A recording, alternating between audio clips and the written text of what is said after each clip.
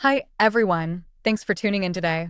Yes, my wife cheated on me, and yes, she left me for another man, and yes, at first, I was filled with rage and wanted to destroy both of them, but that never happened. Still, I suppose this is a revenge story, but I never intended it to be so. My name is Randy Clipson, and I'm just an average guy. I'm not a hunk, and most of my life, I was overweight. In high school, that changed because I played football. And it was because of football that I got my nickname, Chipper. They used to say that if I chipped someone, they were going down. When you are 6 feet 3 inches tall and weigh 260 pounds, you are kind of expected to play football. I was not a great athlete, but I had considerable upper body strength, even in high school, and could push defensive linemen backward. Playing football really helped me a lot through those 4 years of school. First of all, I shed most of the fat I had carried around most of my life. Even though I still had a bit of a belly, the muscle I had accumulated more than offset that.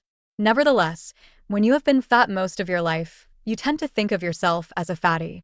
Add to that mindset, I was painfully shy because I had been teased about my weight all through grade and middle school. Now, in high school, I was a football player and no one made fun of me anymore. Being on the football team also came with certain privileges. I was no longer a pariah amongst the girls. Don't get me wrong, I didn't attract the cheerleaders, but some girls were more than willing to go out with me. Still, I didn't date very much until my senior year. That was when I met Cindy. Cindy Crawley had transferred into our school toward the end of my junior year. So, even though she was in my class, I didn't take notice of her until senior year. Cindy had the most beautiful face I had ever seen. However, she was at least 30 to 40 pounds overweight. This turned off most of the boys in my class. And I'm not proud to admit it, but I wasn't interested in Cindy at first either. It wasn't until we were paired up in chemistry that I really got to know her. Chemistry for me was more than complicated, but not for Cindy, so she helped me a lot. I would go so far as to say that if it wasn't for Cindy, I would have failed chemistry and probably not gone to college. Also, while we were partners, I learned how friendly and funny she was. I also found out that we had something in common. We had both started school late. Cindy had had a congenital heart defect that 1.5 years to correct. I was born at the end of the year, and then my parents decided to hold me back a year. That meant that Cindy and I were both 19. It took all my courage, but finally, I decided to ask her out. I think she was suspicious of my intentions at first. I really couldn't blame her. As bad as my early school years had been, hers had been much worse. She was always the target of cruel pranks and taunting. Still, she reluctantly agreed to go out with me. It was a simple date where I just took her to the movies and then out for an ice cream soda. It was a fun date, but I was too shy to try and kiss her. Instead, I shook her hand and asked if I could call her. I could see she was thrilled. We went on several dates over the next several weeks. By the third date, I had worked up the courage to give Cindy a kiss on the cheek. Then we progressed to necking with me, making it to first base. The more I saw of Cindy, the more I cared about her.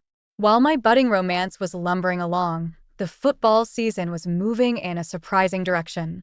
My high school, Caverton High, had never been much of a football powerhouse. But this season, all the stars seemed to be aligning. Kirk Simmons was our star quarterback, and we had the Bailey twins, Todd and Jason, as our running backs. I was now the left tackle, and I protected Kirk's blind side. I did a reasonably good job in that Kirk was never sacked by anyone coming around my end. We had lost our first game of the season to Mohawk High, 21-17. Mohawk High had always been a perennial football power. After that game, we ran off 7 straight wins and advanced to the regionals. We made it all the way to the state finals before Towson High put us down 28-14. However, it wasn't all bad. We ousted Mohawk High in the semifinals 38-7. That was very satisfying. I'm sorry, I don't get to relive the glory days of high school football very often. I couldn't resist. Anyway, my romance with Cindy continued, and we had advanced to second base. When prom season arrived, I immediately asked Cindy to be my date. She squealed with delight and accepted with a big huge. During the 4 weeks before the prom, Cindy went on a crash diet. She lost about 20 pounds to fit into the prom dress she had purchased. When I picked her up for the prom, my eyes almost popped out of their sockets. Even though she was still what most guys would consider fat, I thought she was gorgeous. The night was a dream for both of us, as we danced with each other the entire evening. When the evening came to a close, I wanted to go parking with Cindy, but she had other ideas. Directing me to a wooded area about 30 miles outside of town, Cindy explained that her uncle had a small cabin he used when he wanted to go hunting. After stripping off my clothes, I fumbled for the rubber I always carried with me. Most of the guys I knew had one with them in case they got lucky. I had never been that lucky, but apparently tonight I was going to be. I quickly put it on.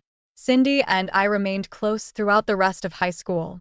We had sex whenever we could, but always careful to use a rubber. With graduation, I had been offered a partial scholarship to play football for a Division II school 2 states over.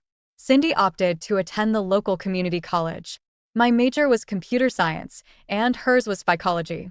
Since I was going away to school, we discussed what we should do about our relationship. By mutual agreement, we decided to break up. We felt that it wasn't fair to tie the other down. It was the hardest decision I had ever made. I can't even explain how horrible I felt going off to school and leaving Cindy behind. She told me that if we were meant to be together, we would. I was terrified I was going to lose her. I was hurting so badly when I arrived at Mountain Ridge University, I almost headed straight home. But I couldn't do that. I had made a commitment to the university, and I would honor it. Besides, I really wanted to get a college education. The only thing that I could think to do was to throw myself into my football practices and my schoolwork. From the time I woke up until I laid my head on my pillow at night, I pushed myself to keep my mind occupied. My coaches and my teachers were impressed by my work ethic. Even though the coaches advised against it, I took a full load of classes. One thing about being a college football player, they burned the last of my fat off and replaced it with muscle. That combined with all the weight training, and I had not only upper body strength, but lower body as well. Since I only had a partial scholarship, my parents had to cover the balance. I knew they were struggling with the cost, but since I was playing football, I couldn't help financially. I had no money to come home, but I called Cindy every week. She seemed as devastated by our split up as I was. My first year of college came to an end, and it had been successful from a football and academic standpoint. I had been inserted into the starting lineup by the third game of the season. I was too slow to play tackle, so they moved me inside to play left guard. My added strength allowed me to open holes for our running backs, and we finished the season with an 8-2 record. Academically, I ended the year on the dean's list. My parents were thrilled. During the summer, Cindy and I picked up where we had left off. I was now head over heels in love with her. Or at least, that is what I believed at the time. I have gone back and forth as to whether we were indeed in love or just in lust. After much thought, I think, for me anyway, it was love, because a small part of me still loves her. I worked during the summer and took 3 online courses. I was hellbent to finish college as soon as possible. Cindy and I picked up our sexual activities also. I was exploring her body every way I could, every chance we had. I finished college in 3 years and married Cindy right after graduation. We both took jobs with the same multinational software and electronics company in Virginia, Triorbit Electronics. I worked in software development and Cindy worked in human resources. After 2 years, we had saved up enough money to buy a small house and started talking about having a family. Our first 3.5 years of marriage were great, except for one thing. We both had put on a tremendous amount of weight. Cindy had ballooned to 230 pounds, and I was topping the scales at 310 pounds. I could carry the extra pounds better than Cindy because of my height. Neither one of us was happy about the excess weight, but neither one of us could stick to any diet. As far as I was concerned, I loved Cindy, no matter what size she was. After 3 years of marriage and no kids, we consulted our family doctor. After running a series of tests, he found nothing wrong with either of us, but suggested that we lose some weight. He felt that it might help Cindy conceive. So, for the first time in our lives, we went on a strict diet. After 6 months, Cindy was down 50 pounds. I was only down about 25. but I have to admit that I cheated more than I should. The loss of weight on Cindy was noticeable. I could see that men were starting to eye her like they had never done before. In addition to the diet, Cindy began going to the gym 5 days a week. As I watched her transformation, I realized I had to get my act in gear. I started staying strictly on our diet and starting hitting the gym with her. At the end of 1 year of dieting, Cindy had shed 80 pounds, and I had lost 90. We were both feeling really good about ourselves, but sadly, our weight loss was going to bring me a broken heart. As Cindy continued to lose weight, she began dressing in more and more revealing clothing. At first, I really enjoyed it, but when I started overhearing some of the comments at work, I was not pleased. But I couldn't really say anything because, for her whole life, Cindy had been an ugly duckling. Now, she had turned into a beautiful swan. The real problem for me was when Kirk Simmons was appointed head of human resources. He was now a senior director of the company. I was just a senior programmer. He was now 2 levels above me, and he was now Cindy's boss. At first, I didn't think anything of it. Kirk was married to Susie Looper, who had been a cheerleader in high school. I had seen her at company functions, and she was still quite attractive. I would have hardly noticed her, except that my wife asked me to dance with her while she danced with her boss. I danced with Susie a couple times at a Christmas party while Kirk danced with Cindy. I have to admit that dancing just apart from her, I got hard. That was no big deal because, still being in my 20s, any pretty girl could elicit the same result. But one thing I was pleasantly surprised about, she was not a stuck-up snob. I didn't recognize you or Cindy when Kirk and I arrived. Susie complimented us. You guys look fabulous. I always thought Cindy had a beautiful face, but now she's a knockout. You better keep an eye on her. Thank you. That's very kind, I said, a little embarrassed. You guys look fabulous also. Kirk looks the same as he did in high school, and you look even better. Thank you. That's really sweet of you. Susie blushed slightly as the music ended. 5 months before our 4th anniversary, Cindy informed me that she was going back on birth control pills.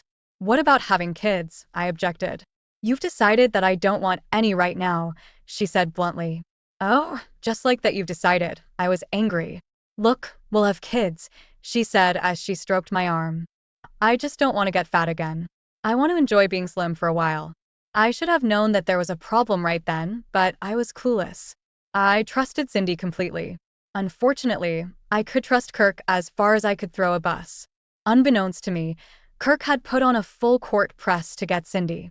She, of course, was flattered beyond belief that the former football captain of our high school team was pursuing her.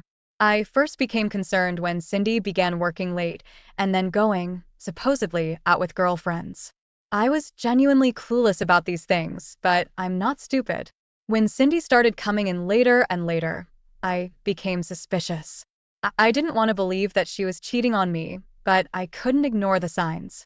I hired a PI company, and inside of a week, they had all the evidence I needed. They had a video of Cindy and Kirk having sex in the office. How they got that, I have no idea. They had pictures of them cuddling at dinner. They had videos of Kirk coming to my house while I was at work.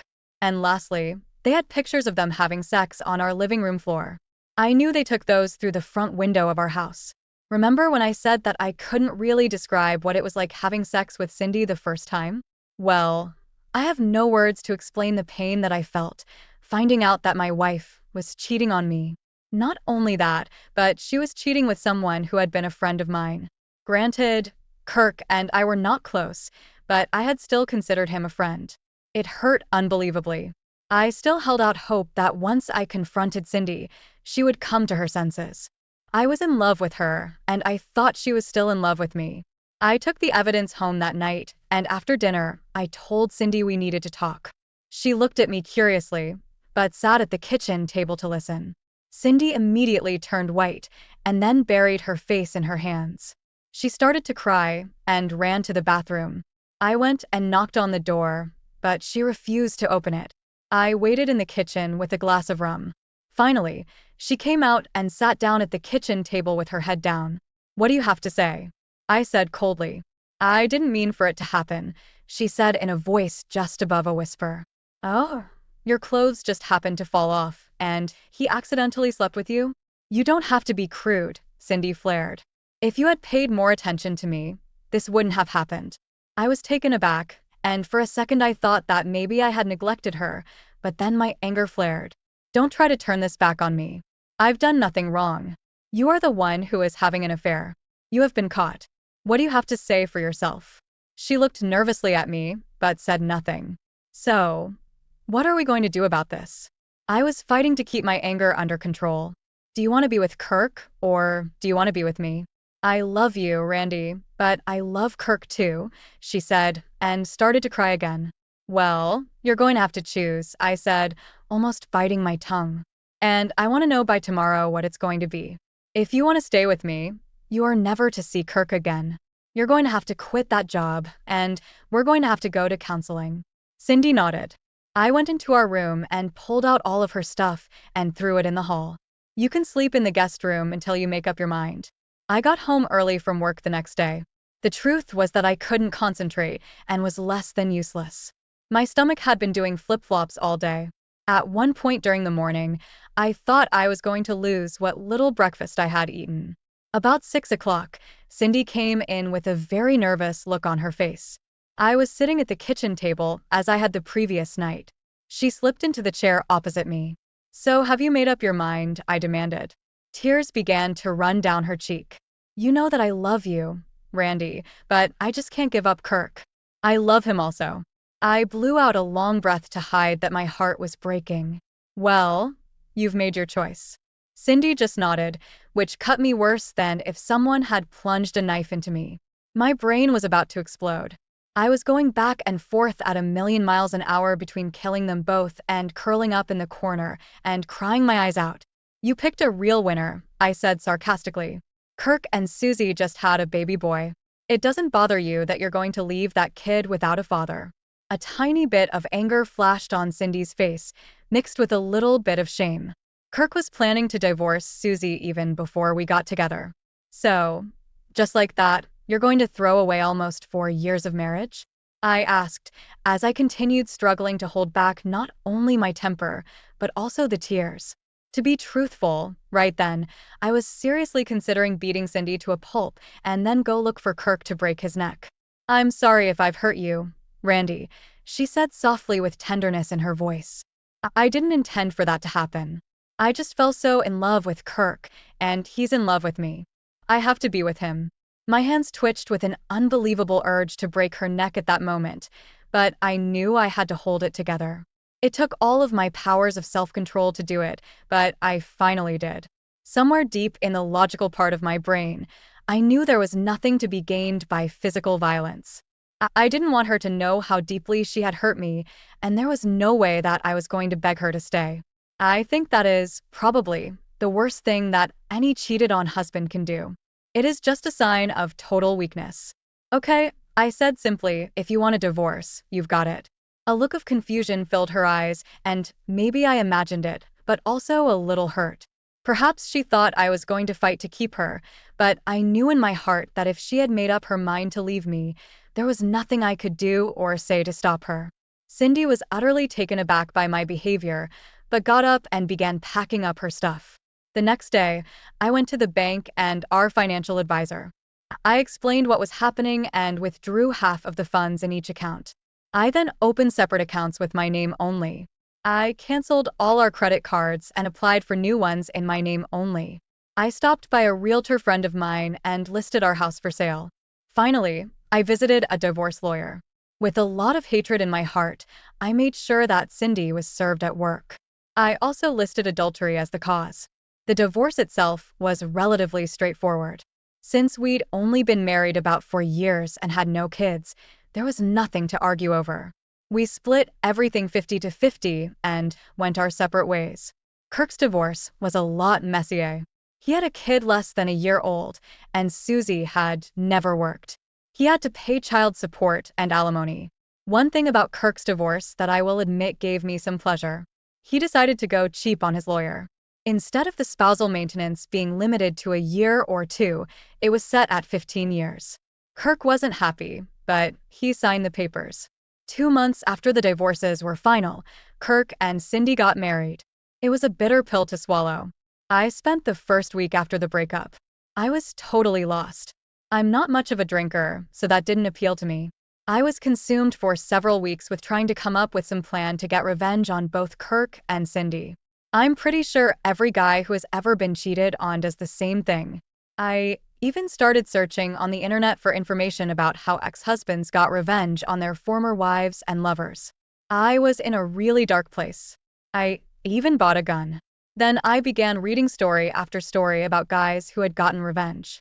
At first, my only thoughts of revenge involved violence.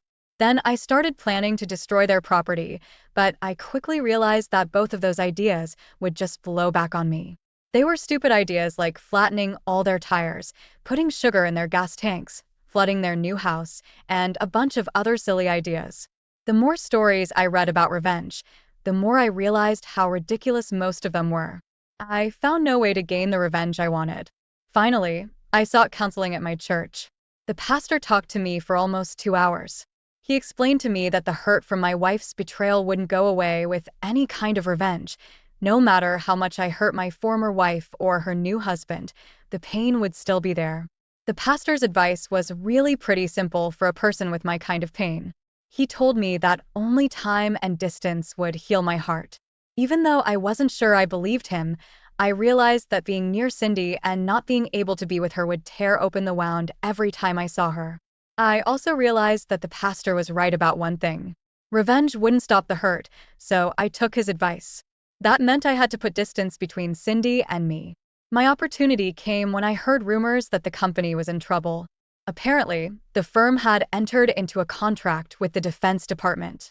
The deal promised big profits, but there was a downside. Our firm was charged with developing an entirely new software and electronics package for the Air Force's fighters and bombers. It's totally classified, so I can't even begin to tell you about it. Suffice to say that it was going to put the United States head and shoulders above the Russians and the Chinese. That is, of course, if my company could deliver. The rumor going around was that the project was seriously behind and over budget. Usually, no one worried too much about government contracts. But this one was different. Indeed, there were huge profits to be made. However, there was great risk for the company. Unlike other government projects, during this one, no progress payments would be made while this software and the accompanying electronic components were being developed. The company would also have to pay tremendous penalties if they didn't deliver on time. In fact, if the company didn't successfully finish the project as per the contract, there was a strong possibility that it would go under. As one of the senior software designers in the company, I was called in to consult on the pending disaster. All the other designers didn't want to touch this project with a 10-foot pole. In fact, most of them were updating their resumes and looking to jump ship. If you took it on and failed, not only would you be fired, but the company would probably tank. The stigma of that failure would stay with you for a long, long time. But at that point in my life, I figured, what the hell? I didn't have much to lose. Now that I was divorced, I had very modest needs. If I lost my job, so what? I'd get by. Plus, I had just learned that Cindy was now pregnant. That was like a dagger to my heart. I had always believed that Cindy and I would, one day, have a family of our own. I looked at all the data that they had provided me on this Air Force project. It was clear to me that the direction they had taken would never work. I agreed to take on the assignment and headed for California. I was going to put about 3,000 miles between my ex-wife and me. As I had done my first year in college, I immersed myself in work. My days were long, sometimes 20 hours at a stretch, which didn't give much time to think about Cindy. I fired 3/4 of the programmers and all of the engineers working on the electronic components. I brought in new people. I literally scrapped everything they had done to date, even though our deadline was only 11 months away. I didn't know anything about engineering, but I had brought some of the most creative engineers in the company to work with me. I even poached some really excellent engineers from rival companies. When I explained what I wanted them to build, they were skeptical. But when I told them why I wanted the electronic components built that way, they were stunned. They suddenly realized how simple my idea was. However, I then had to make the software work. Slowly but surely, we put together a program that I felt good about. But it wasn't until 3 weeks before we had to deliver our product to the military that I knew we had done it. Our first test combining the software and the electronic components showed a 96% success rate. And as I scanned the 4% that hadn't worked, I knew that they were easy fixes. Once it was revealed that our program worked, the company stock shot up over 300 points in a couple of months. Then the Defense Department announced that they were expanding our contract to include the Navy, Army, and Marines. We were talking about billions of dollars in profits. But it didn't stop there. I realized that we could tweak the program downward, and it would have multiple commercial applications as well. Basically, we stripped all of the classified information out, and it proved to be an excellent platform for all sorts of practical applications. The list of things we could adapt to this program seemed endless. After that success, I was promoted to a senior vice president and put in charge of developing those commercial applications. Over the years that followed, I frequently had to return to the Virginia home office. I didn't run into either Kirk or Cindy during these visits. Even though I didn't think it would affect me at all, I didn't want to be bothered. I had nothing to say to either of them after all this time. The pastor, who had given me the advice about putting time and distance between a heartbreak, had been 100% right. I had moved on. During one of my visits, I ran into Kelly Bailey. She had been a cheerleader back at Caverton High. She and Susie had been best friends. I knew that she had married Jason Bailey and had had a son. Before I found Cindy, I had always had a crush on Kelly. She was the prettiest cheerleader, but Kelly had such a warm way about her that it was impossible not to like her. In high school, she had been voted most popular. Kelly had aged some but was still quite attractive. Physically, she was the polar opposite of Cindy. While Cindy had short blonde hair and was overly well endowed, Kelly was petite with long black hair. One thing they had in common was a smile that radiated warmth. I was stunned that she recognized me. I was in a grocery store getting a few things because I was supposed to make a presentation to the board of directors. Formal updates with the board always meant I'd be in town for a week. The company had several apartments for executives that came from out of the area. They were furnished, but there was never any food in them. "Randy, is that you?" Kelly called to me as I was trying to decide which frozen dinners to buy. I immediately recognized her and blushed slightly when she called my name again. I guess I still had a little crush on her, even though she had a few gray hairs and a few small wrinkles. "Kelly," I smiled as she stopped her basket next to mine. "I'm flattered that you recognized me." "I wouldn't have," she admitted, "except that Susie pointed you out when she came to have lunch with me at Triorbit." "You work at Triorbit?" I was truly stunned. She smiled and nodded. "I've been there for about 6 years.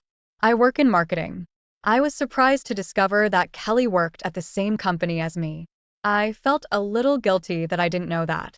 However, I had almost nothing to do with marketing, so I shouldn't have felt bad.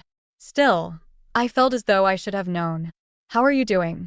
I finally asked to cover my discomfort. "I'm doing as well as can be expected," she said with a sadness in her voice. "I'm divorced now. Jason has turned out to be a real turd.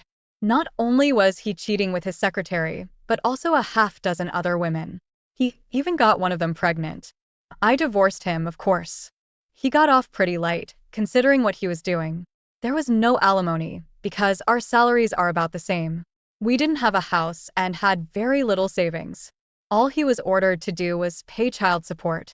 Still, I have to hound him for it each month. I don't mind bugging him to get the money, but he totally ignores our son, Scott. I get furious when I think about it. "I'm really sorry, Kelly," I apologized. "I always knew Jason was a bit of a wild man, but I thought he would settle down once he got married." I paused for a moment and looked into Kelly's beautiful emerald green eyes. I didn't really know what to say next, so I decided to just commiserate with her. "I guess you know that my wife and I are divorced." Cindy decided to chase after Todd. "No, Randy." Kelly shook her head. "It was Kirk who pursued Cindy. Susie told me all about it."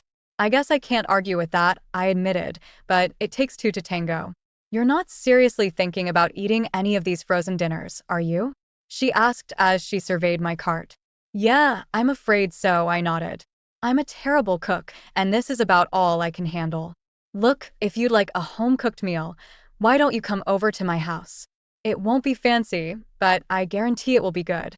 I almost turned her down, but the thought of a home-cooked meal was something I couldn't pass up. If it's not an inconvenience, I wouldn't mind having a real meal. I can't remember the last time I had one. That evening was delightful. Kelly made meatloaf with mashed potatoes, string beans, and sherbet for dessert. It was fun having someone to talk to.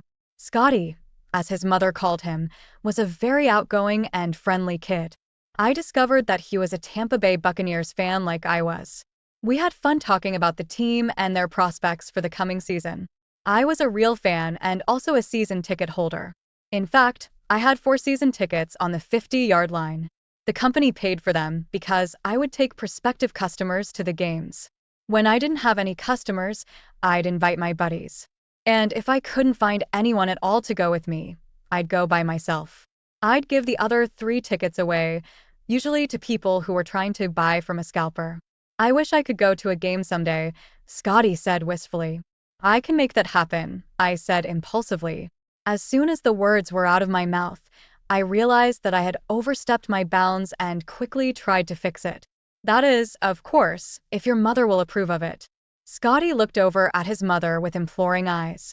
All she said is, we'll discuss it. At the end of the evening, I apologized. I'm sorry about the offer for the Tampa Bay Buccaneers. It was out of my mouth before I realized what I was saying. But just so you know, I have 4 season tickets to all the Bucks home games and a ton of frequent flyer miles. If you wouldn't mind him going to a game with me, I'd be thrilled to take him. She stood there, looking at me with piercing eyes. It was then that it hit me that I'd made another faux pas. I immediately tried to correct that one, only to create yet another. The invitation applies to you also. After a moment's pause, I stuttered. I, I, I'd get separate rooms for us. You and Scotty would be in one, and I'd be in the other. I could feel my face burning at my stupidity, but all that Kelly did was smile. You are the sweetest man, she said with a chuckle. Your expression is priceless. I breathed a sigh of relief. I really didn't want to offend Kelly. I truly enjoyed her company and was hoping that we could get together from time to time. I decided to plunge ahead. Would you mind if I asked you out when I come to town? If you're with someone, I'll understand. I just really enjoyed having someone to talk to. Kelly studied me for a long moment. Then she smiled. Randy, I've known you since high school. I always thought you were cute and one of the nicest guys, but never considered dating you because I had Jason. Now that I've gotten to know you a little, yes, I'd be pleased if you called me. And I'd love to go see the Tampa Bay Buccaneers with you and Scotty. Over the following year, I would call Kelly every time I returned to Virginia, and we would get together. Several times, I booked trips back east when I really didn't have to be there. It wasn't a love affair at first. We were just good friends who enjoyed spending time together. I took Kelly and Scotty to the final game of the season that year. The Bucks needed to win to make it into the playoffs, and they did. Scotty was beside himself with joy over the win. That night, after Scotty went to bed, Kelly came over to my room, and we became more than just good friends. When Kelly knocked on my door, I was watching a local sports station as they did an in-depth analysis of the Bucks game. She was the last person I expected to come knocking on my door at that time of night. Is something wrong? I asked with real concern. Is Scotty all right? No, nothing's wrong, she replied with a smile. And Scotty is sleeping soundly, happy that his Bucks are going to the playoffs. I just was hoping that we could have a drink and talk. I looked down at my boxer shorts and my t-shirt. Let me put some pants on, I said, as I left the door to find my trousers. I thought I had tossed them on the chair in the corner. They weren't there. No need, Kelly said, as she pushed the door open and entered. Frantically, I looked for my pants, which weren't on the chair, and I couldn't find them on the floor either. I began scanning around the room, which brought a giggle from Kelly. Now my face was fire engine red. If you feel uncomfortable, I can put us on an even playing field, Kelly smiled as she undid her skirt and let it fall to the floor. Now we're both in our underwear. Mix me a drink and come sit down. I went to the minibar and pulled out 2 small bottles of rum and 2 cans of Coke. As I said, I'm not much of a drinker, but I do like rum and Coke occasionally. As I mixed the drinks, Kelly climbed up on my bed and sat cross-legged. It was hard not to stare, because I could clearly see the mound of hair through her white-laced panties. After handing Kelly her drink, I looked around, trying to find a place to sit. Kelly saw my head darting around and knew what I was struggling with. She patted the bed beside her. "Come on, sit here, I don't bite." Still bright red, I nodded and sat down next to her. I quickly took a big swallow of my drink. I could feel the rum course through my body, and I relaxed a bit. We talked for a while, and when we finished our drinks, I took her cup and asked her if she wanted another. She shook her head, and I waited for her to get up. I figured she'd head back to her son. I was totally wrong about that. Not sure what to do, I put the cups in the wastebasket and sat down again. When I did, Kelly kissed me on the lips. It was quick and soft, sending an electrical charge through my body. She saw my surprise and smiled. "I've been waiting for months for you to kiss me. I figured that you still thought of me as that high school cheerleader who is unattainable. Let me assure you that I am not that person anymore." Kelly had read me like a book. There had been so many times that I wanted to kiss her, but was afraid. I didn't want to take a chance of losing her as a friend. I leaned forward and kissed her.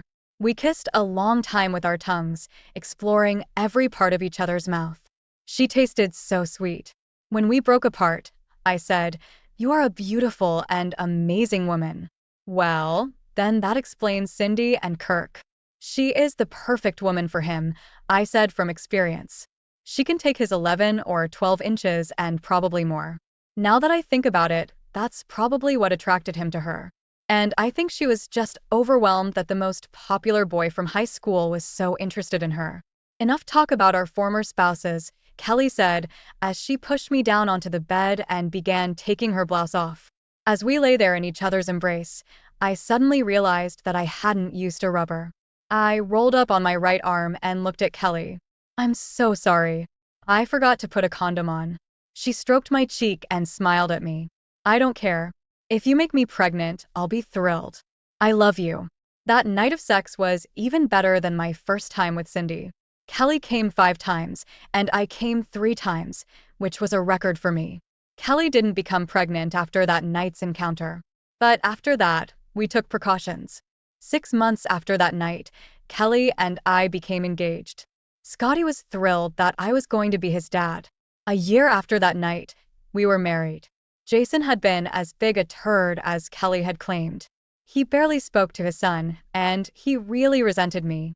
Jason was still close friends with Kirk, and every time he came to Kelly's apartment when I was there, he had to tell me how happy they were and what great sex Kirk and Cindy were having. I guess he thought it would make me jealous. I just listened and said nothing. What I did learn was that Kirk was still heading up the human resources department for the company, but Cindy had given up her job to be a full-time mom. I was a little surprised to learn that Kirk and Cindy had 3 kids now, but it no longer bothered me at all. One time when I heard Kelly on the phone giving Jason hell for not sending the support payment, I made the mistake of telling her to forget about it. I was more than willing to pay whatever for Scotty's needs. "You need to stay out of this," Kelly said sternly. "He may ignore his son, but I'll be darned if I'm letting him slide on his child support. That's Scotty's money." I quickly backed off. That December, I was to be named executive vice president of the company. The announcement would be made at the Christmas party, which was to be held at the Washington Convention Center. There was going to be 400 or 500 people there. I was a little embarrassed that they were going to make a big deal about my promotion at this event, but Kelly was ecstatic. "You deserve this recognition," she scolded me for complaining. "I know almost as many people in that company as you do, and they've told me story after story about how this company wouldn't exist if it wasn't for you. They also told me that you'll be the next CEO when Mel steps down next year." "Maybe," I said, "but it doesn't matter.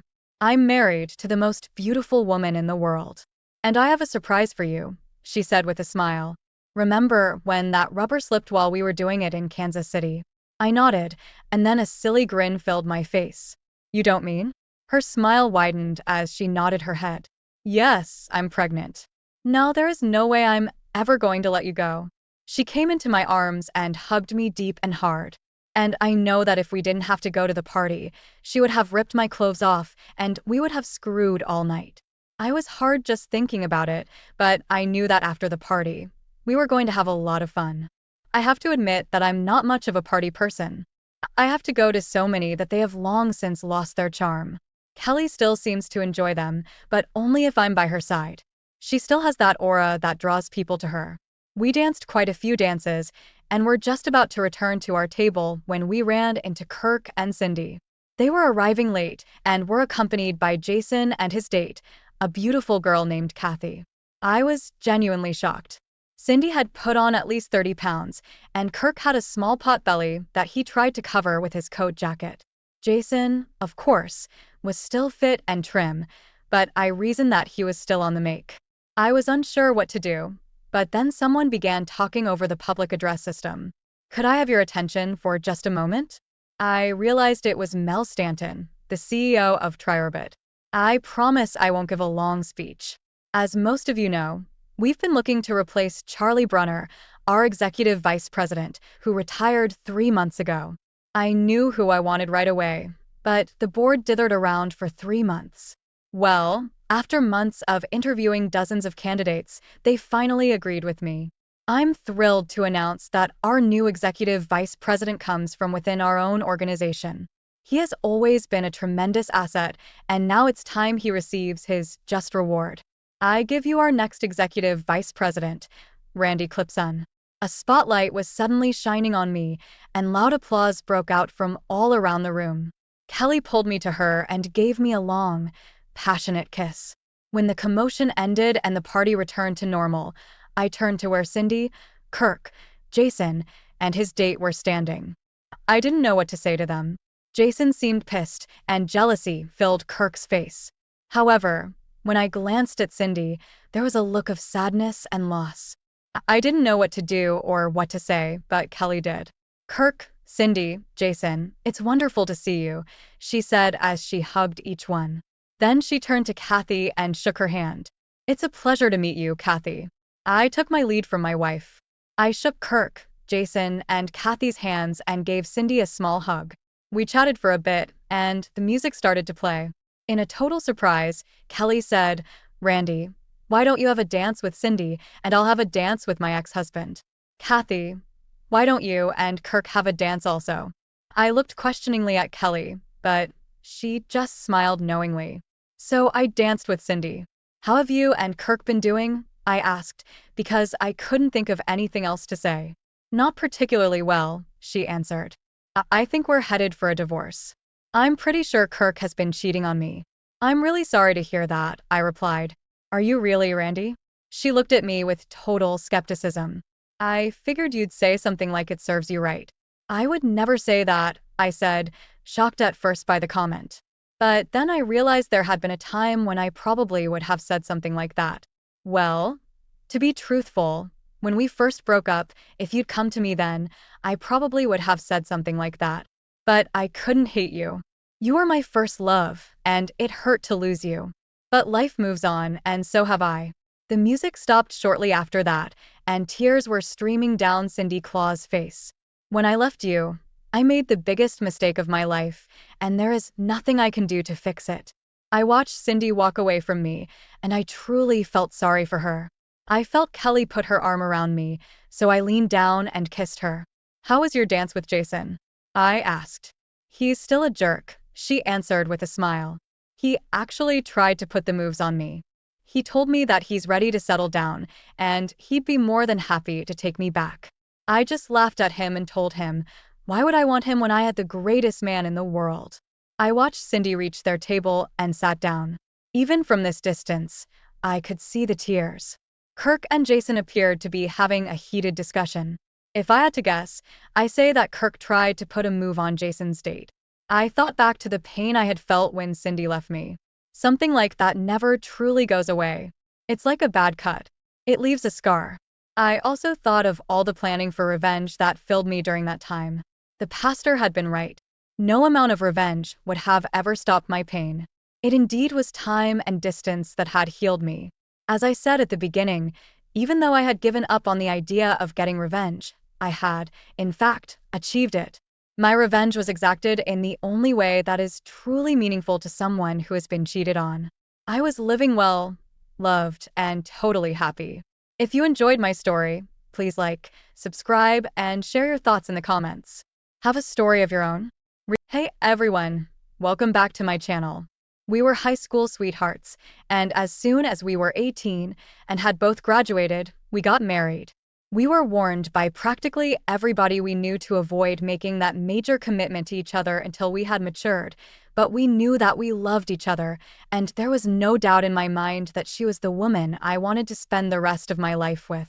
There were times during college when both of us might have wished things were different. Being married meant that our social lives were a lot different from our peers. During the 4 years we were in school, we had our struggles, but we always managed to come back together and work through them. It was a stressful time, and I thought that it made us stronger than ever. Right out of school, both of us landed decent paying jobs. However, we were still new at living completely on our own, so it took some major adjusting to gain the financial stability that we needed to start our family. After a little while, we were eventually able to rent a nice house with a yard. We adopted a dog together, and we were preparing to start trying for a baby. Around Christmas time, I was shopping around for different gifts that I could get my wife. One thing she had always told me she was interested in doing was a boudoir shoot. It wasn't something that I ever asked her to do, but it was something that she'd seen some of her other friends doing, and she thought it was a fun idea. So I found a photographer online and bought a certificate for her. She was excited by the gift when she received it on Christmas morning, and it didn't take long for her to reach out to the photographer to schedule their appointment. Even though I was the one who bought the shoot, she wanted the actual pictures to be a surprise to me, so I didn't tag along during the shoot or have anything to do with it. The day for the shoot came along, and I'm not going to lie, I was pretty nervous. There was this random person who was going to be seeing my wife in an incredibly intimate setting, and I had some reservations about it. But she assured me before leaving that it was a professional she was working with and nothing would come of it. When she got back from the shoot, she was completely beaming. She loved being in front of the camera, and she kept telling me about how the photographer told her she was a complete natural. She was a very beautiful woman, so beautiful that people would ask her all the time if she was a model or if she planned on getting into the industry. At the time, she only thought it was meaningless compliments, but after the photo shoot, she started seriously considering it.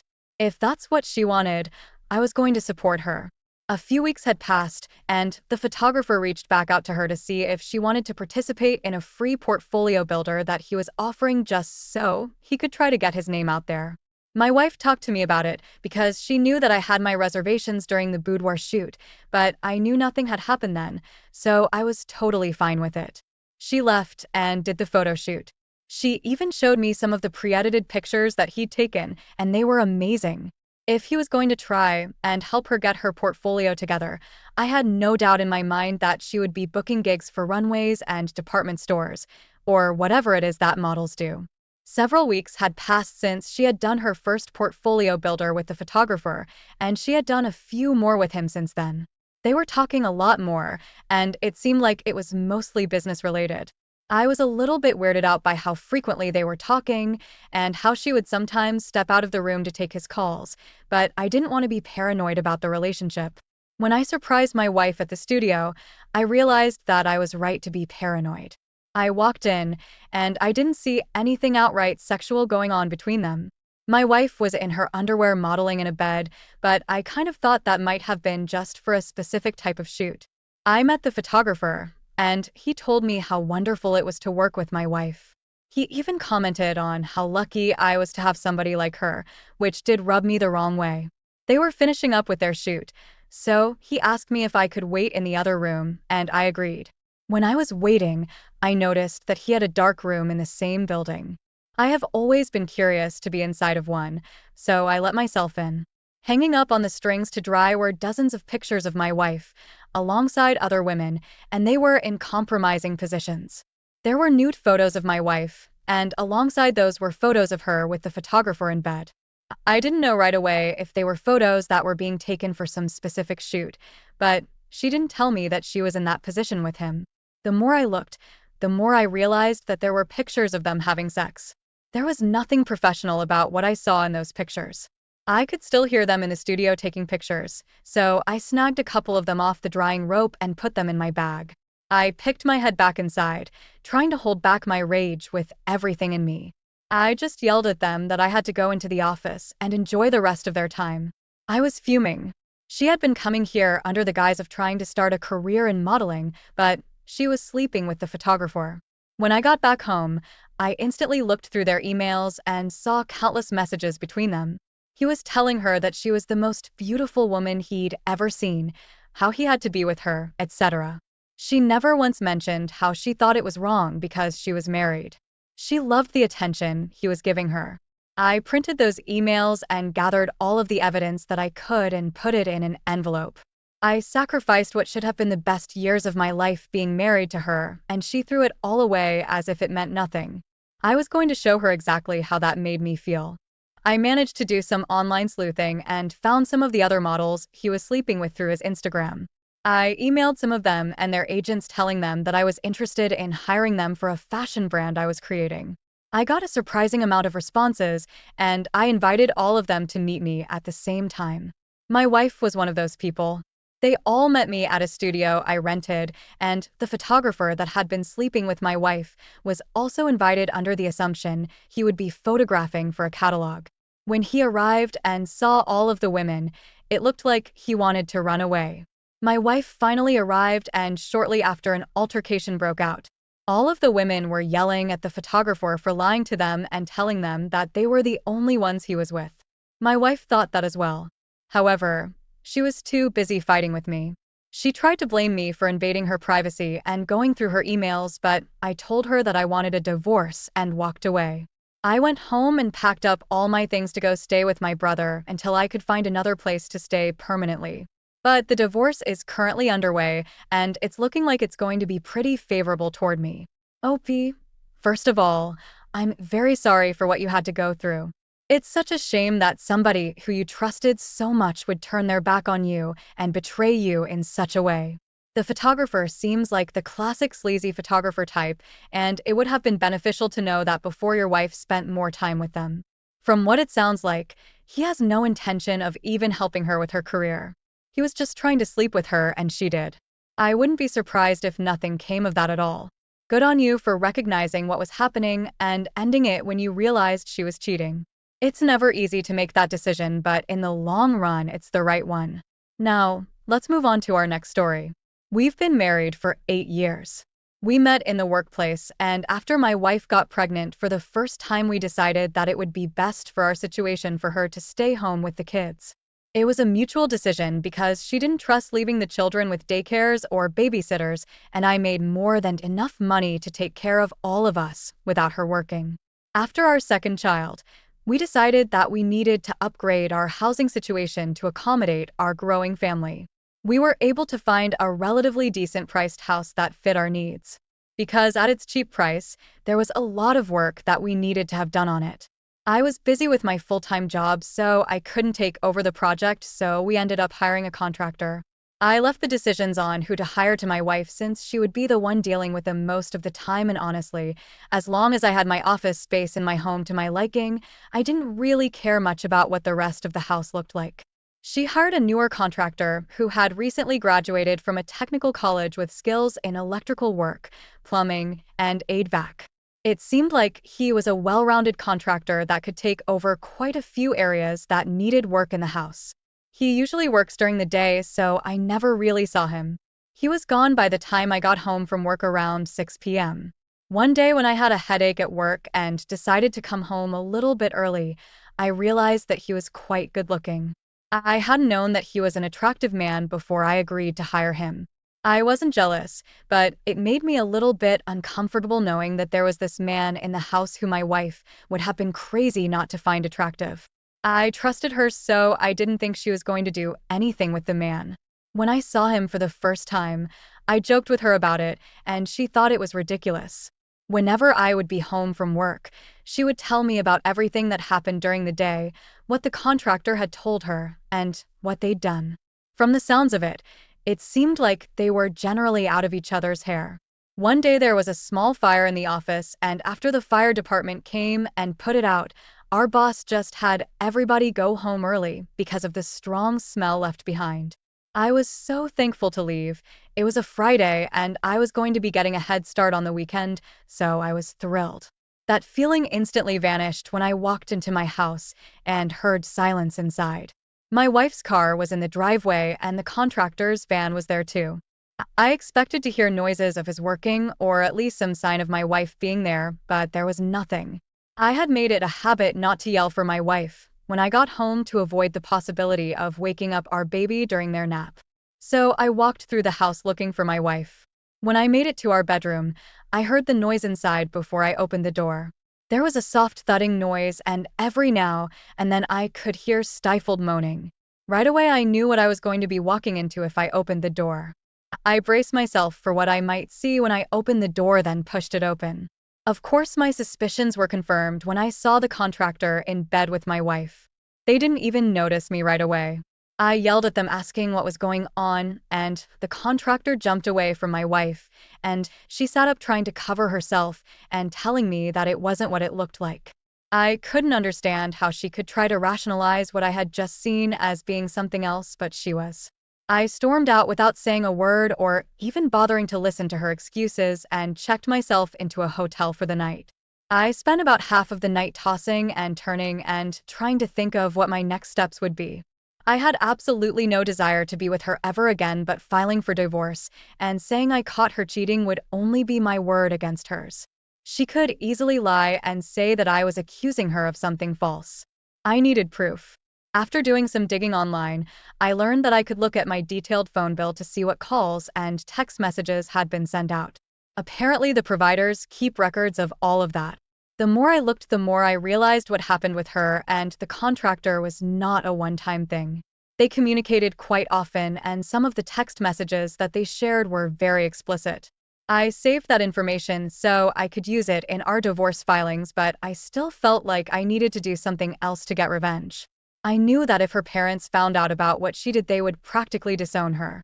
I was family to them, and knowing that their daughter cheated on her husband and stole a happy life away from her children would upset them. In the morning, I gave them a call and asked if I could come to dinner with them sometime soon because I was planning a surprise for my wife.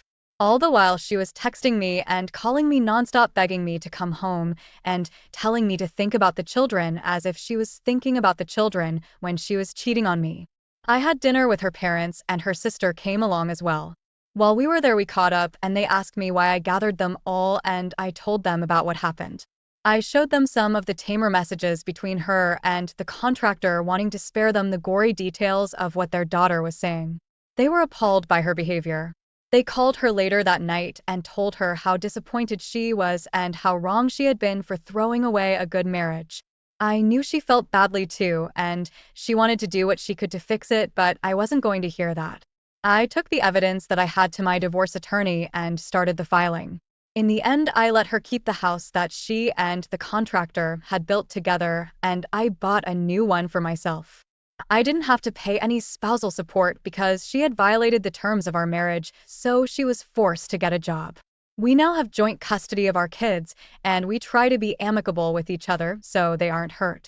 It's never easy realizing that your partner is being unfaithful, and it's especially more difficult when children are in the picture. What she did with the contractor was a breach of your union, and divorce was the only way out of it.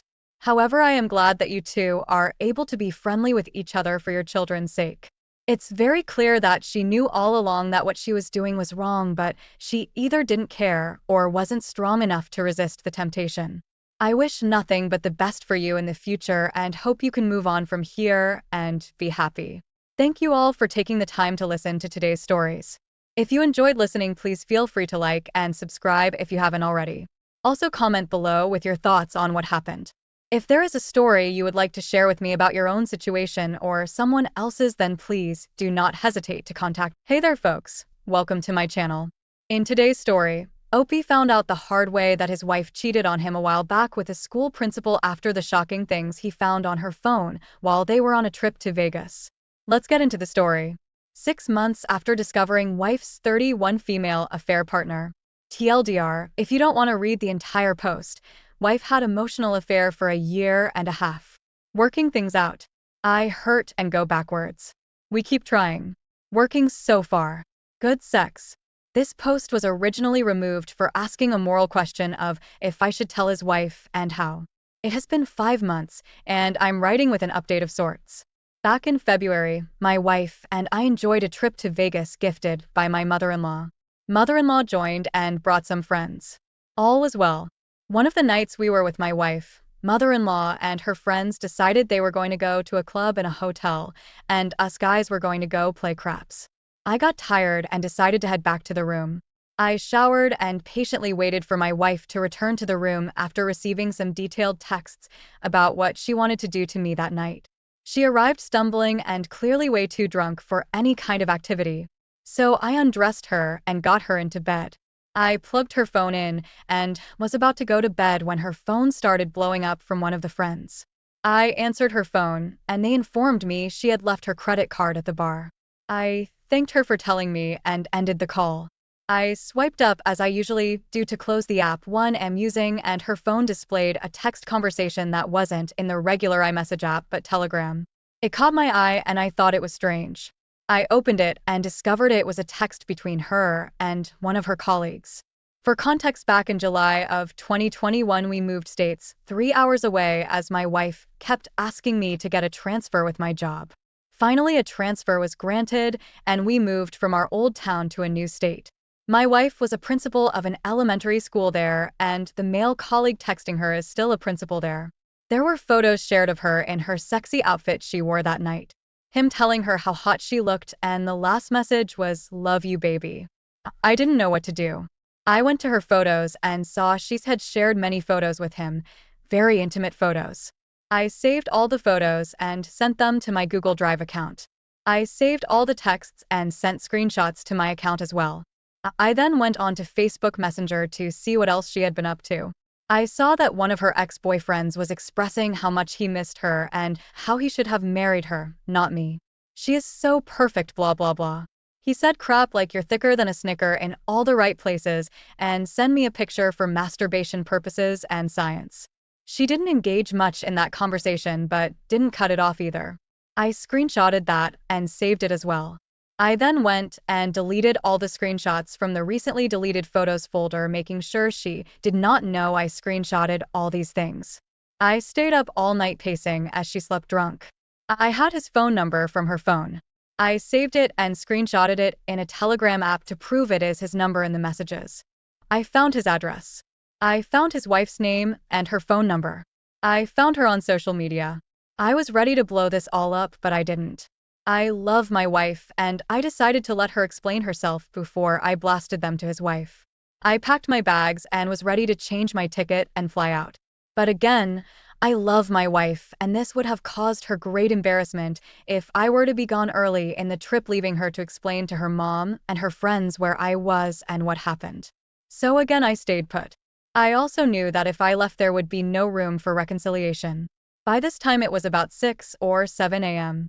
I took her phone and went downstairs to the little coffee shop and breakfast place in the hotel. I just helped myself through all of her stuff. I checked the phone statement on my phone and found out how long this had been going on. Just over a year. The first texts came through in December of 2020, and then they stopped in December of 2021. But clearly they continued talking through the app until February of 2022. All the vacations, dates, and fun little things we did together, I could only assume she was texting him with me right next to her. I bought her a coffee, an orange juice, a Red Bull, and a bottle of water, so she could sober up when she woke up because we weren't going anywhere. I went back to the room and plugged her phone in. I had everything. I had the idea to log into the Telegram app they were using to talk on my phone's web browser, so I could see all the messages between them. I sat on the bed next to her, sad, angry, heartbroken, and just in disbelief. Finally, at about 11 o'clock, she started stirring. She told me to come lay with her, but I just went and sat next to her. She immediately knew something was wrong when I got into bed with her. I guess she could just feel it. She immediately jumped up and turned to me and asked me what was wrong before I had even said a word. All I said was, "Who's Greg?" She immediately got defensive and sighed. She asked why I would go through her phone like that. I told her what had happened and I wasn't snooping through her phone. I explained that someone called and I saw it. She jumped up and grabbed her phone and went to the bathroom. I opened the app and saw she had sent him a message. I left the app open last night. Hope he saw it. Then she deleted it. She deleted all of the messages. So they disappeared in my web browser as well, but I already had them saved. He replied with, "Oh no crap, am I in trouble?" I couldn't help but laugh. This guy is 41 years old, a principal, asking if he was in trouble. I found it funny that he did not give a crap to ask how she was. He wasn't worried if I was angry. He wasn't worried if she was okay.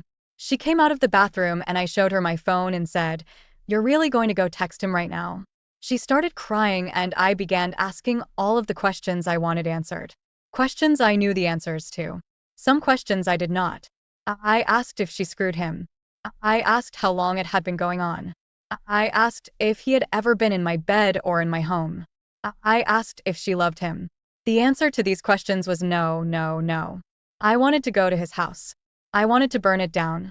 I wanted to do physical harm to him, but I have a precious daughter and a very good job that requires a security clearance. I finally lost the urge to confront him or hurt him, but I still have the urge to let his wife know. The problem is my wife does not want me to. She says because of embarrassment, shame, guilt, but I wonder if it is that or me finding out something she didn't tell me or lied to me about.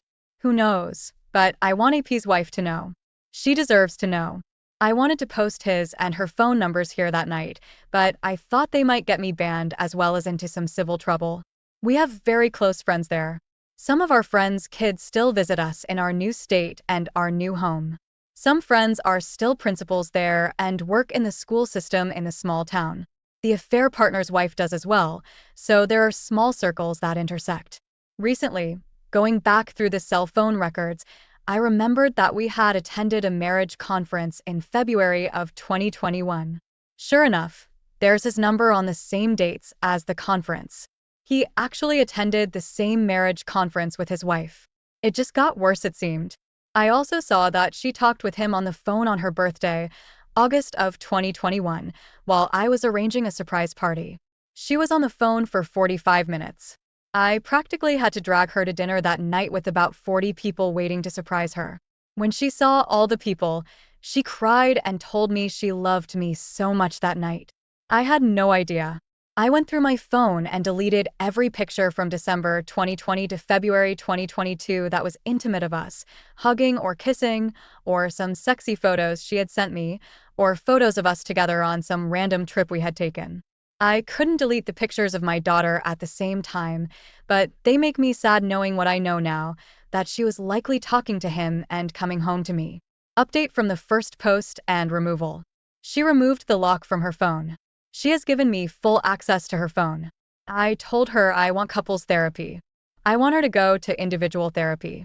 She refused couples therapy, but went to individual therapy. I asked again for couples therapy and she refused again. I finally told her she does not get to dictate how this goes. She goes to couples therapy or she leaves. I told her I would not move out. She could move out. My daughter stays with me as I will be in the house and she needs to stay in her environment that she knows. She was livid. Said that I would kick her out and keep our daughter from her. I said I would never keep her from her mom, but I would have full custody and she could see every other weekend. She finally agreed. She cried. She apologized. She explained most of it to me, but it's only been 5 months and I keep getting questions in my head and ask them. She gets so upset when I bring it up. I told her again, I'm sorry that my grief is inconvenient to her happiness. I told her she does not get to just move on like she wants to. She just thinks if we don't talk about it, it will disappear and we will be fine. I started going to the gym. I am looking better. She has noticed other women starting to give me attention. Good-looking, fit women. She admits she made a huge mistake and she messed up so badly. She is working on fixing things. So far, I believe her. The sex has been great. She pleasures me a few times a week apart from the sex 5 to 6 times a week. I still get distant from her occasionally. I still get sad. I still get depressed, but we are working through it. I still want to tell the wife, but I don't want to risk the progress we have made this far. My therapist asked if that would make my situation any better and what would the repercussions be. So here we are. I guess just letting you guys know it's possible. I see so many posts. How do I move on? What do I do? Is it possible? It is, but it still sucks. I still wonder. I logged into the Telegram account recently and saw he either blocked her or deleted his account. So there is that. One foot at a time. Hey, Opie, props to you for staying strong in such a difficult situation. I can only imagine how painful it would be to find out that your wife cheated on you with a school principal. I see that you're trying to reconcile with her by going through counseling, but I personally would cut ties with her and let karma serve its justice. I would definitely recommend telling the affair partner's wife and even reporting it to the school so he can hopefully get fired. Then I would recommend serving your wife with divorce papers and fighting to get full custody of your daughter. Reason being is that your wife decided to cheat on you and in return has completely disrupted your family. Ultimately, she deserves to pay the consequences for her actions. Let's see what the comments had to say about the situation. My issues and stuff said, tell the wife, period. You absolutely would want to know, right? She supposedly stopped, and I get you're trying to get your hardest to keep it together, but she is clearly not. Sorry you're dealing with this, but it sounds like you're just rug sweeping and love bombing. Again, wouldn't you want to know? Or are you just fine with being complicit in her affair? Happy Tragedy 15 said, these are the posts I always comment on here. Please tell the wife. This is coming from a wife who was cheated on and didn't find out until 12 years later. Finding out so long after absolutely destroyed me, and I'm still not recovered. I thought we had a great marriage. Now I don't know if it was all a facade. I question every aspect of the life we shared now, and I have lost the ability to trust. That happens to everyone who is cheated on, but it is even deeper than that because I didn't know he was capable of looking me in the eyes and lying so easily to me for so long. He made me realize that you can think you know someone better than anyone, but in reality, you can never really know them if they can lie so easily. Whiskey Tango 7734 said, if you decide to stay with your wife and that it is the best for you and your family, at the very least go see a family lawyer in your new state. Be sure to ask if post-nuptial arrangements are valid in your state. If they are, then make your wife sign one if she wants to stay. If she isn't willing to do that, then she expects to do it again. Make sure you control the money going forward. Ensure you have everything you need if you need to cut her out of your life. If she stays and remains true to you, great, but if not, then you have what you will need. Good luck. Thanks for taking the time to listen to today's story. Don't forget to like and subscribe, as well as comment on what your thoughts are about today's story. Hope you have a great rest of your day.